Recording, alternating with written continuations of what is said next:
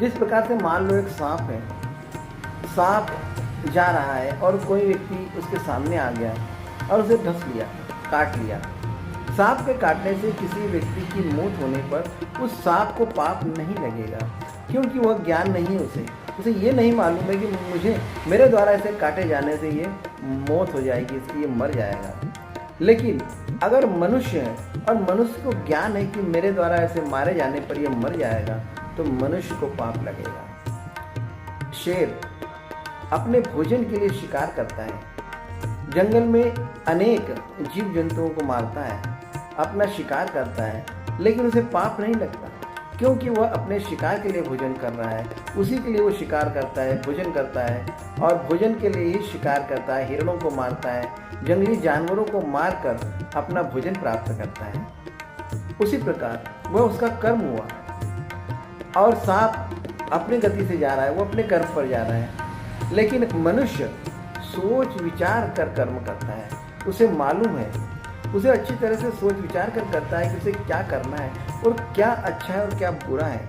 जब व्यक्ति को अपनी अच्छाई और बुराई के बारे में पूर्ण ज्ञान हो जाता है कि मेरे अच्छे करने से ये होगा और मेरे इस करने से ऐसा होगा, तब उसके द्वारा किए गए कर्मों का प्रतिफल उसे मिलता है। पाप और पुण्य की श्रेणी में उसे गिना जाता है और कर्म करता है। जिस प्रकार से आज अर्जुन, तुझे मालूम है कि मैं महाभारत के युद्ध में तू क्या करने वाला है, तो युद्ध कर, पापियों का विनाश करेगा, पापियों का नाश करेगा, उनका अंत करेगा। तो ये तेरा कर्म है और जब तू कर्म करेगा, पापियों का विनाश करेगा, पापियों का नाश करेगा, धर्म की रक्षा करेगा और धर्म की स्थापना में सहयोग प्रदान करेगा, तो तुझे पाप नहीं लगेगा, तुझे पुण्य लगेगा।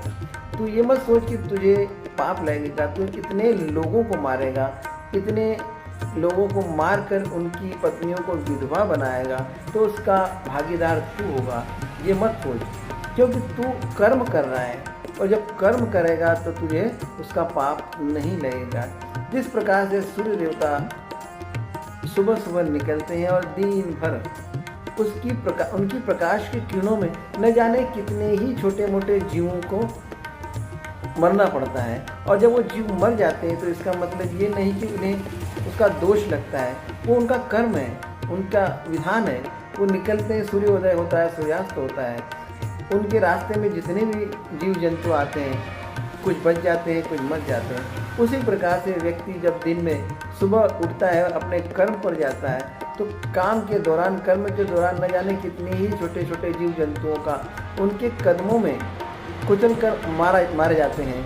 तो इसका मतलब ये नहीं कि उस व्यक्ति को पाप का भागीदार होगा।